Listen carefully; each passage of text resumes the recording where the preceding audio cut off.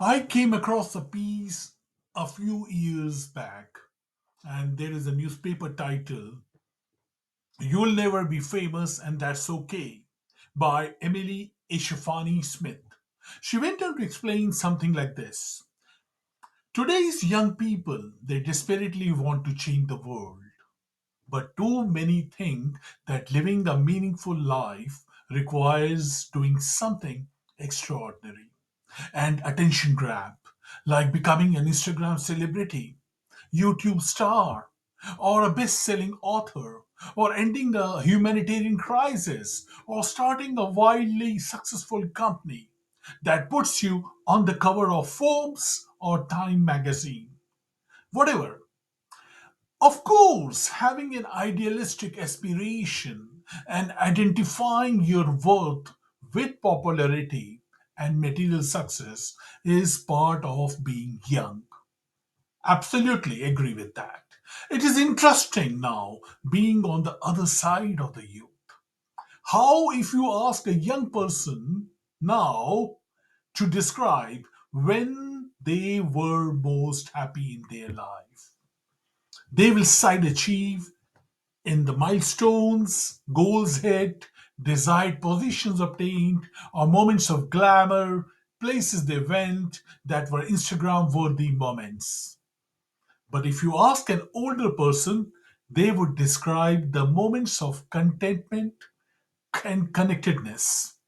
Ordinary moments that were made extraordinary by catching a flash of joy. A moments of inner stillness or deep, intimate conversation with friend or loved one. Richard Rohr, who is a Franciscan friar and a prolific writer, he explains that we have two lives, two halves of a life.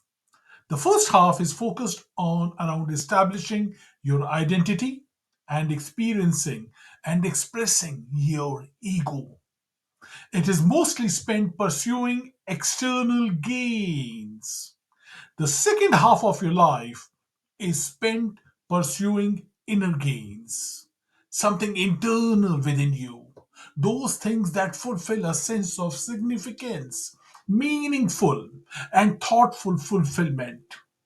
The most meaningful lives are often not the extraordinary ones.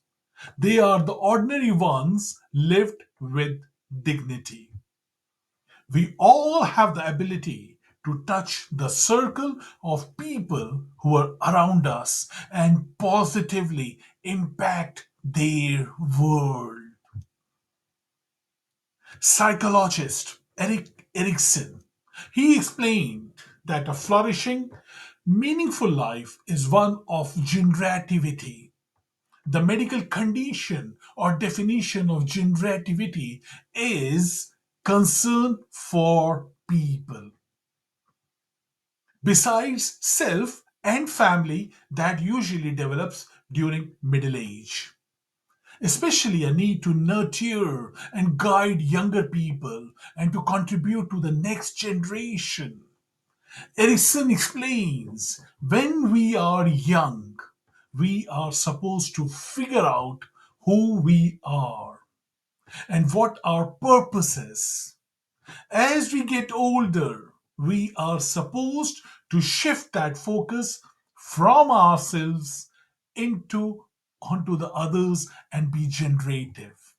That is, we are supposed to give back, especially to younger generations, by doing things like raising children, mentoring colleagues, creating things of value for our community or society at a large, or volunteering, etc. He goes on to explain we have, each of us have the power to be generative in our life. Fame and glamour are all about the self-aggrandizing yourself. But generativity is about connecting and contributing to something bigger, bigger than you, which is the very definition of leading a meaningful life. A meaningful life is not found in success at glare, but in the mundane, the nitty gritty of life. One research study showed analysis that one who did the household chores felt a stronger sense of purpose. Why? The researchers believed it's because they are contributing to something big, their family. Another study found that cheering up a friend was an activity that actually created meaning in a young person's life. People who see their occupations as an opportunity to serve others or their immediate community find more meaning in their work, whether it is contributing to a team, work, has made a positive impact on a large number of clients, or it can be accountant, even helping his clients reduce stress and save them more of their household money. To a friend desk receptionist who is able to better support her family with a paycheck. You see, I see too many people feeling unhappy, discontented, and anxiety written because they haven't found their one true purpose. The one thing that will change the world for them. So I say to my younger friends, first of all, there is no one true purpose. Do whatever you are doing and do it with a purpose. That's your purpose. And secondly, a good life is a life of goodness. And that is something anyone can achieve. No matter how your circumstances, you are going to discover that wisdom in second half of your life anyway. So you might as well get started on it now. And to my older friends, be sure that you have graduated yourself into the wisdom of the second half of your life. And it is not about accumulation of success or moments of glamour.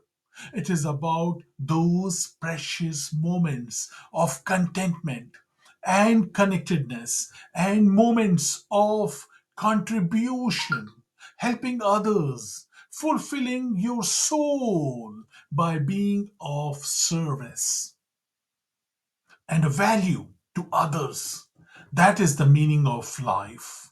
That is what makes life worthwhile. So, jot down your thoughts in your daily journal today and share with us in the comments below what you are going to do to make life more worthwhile.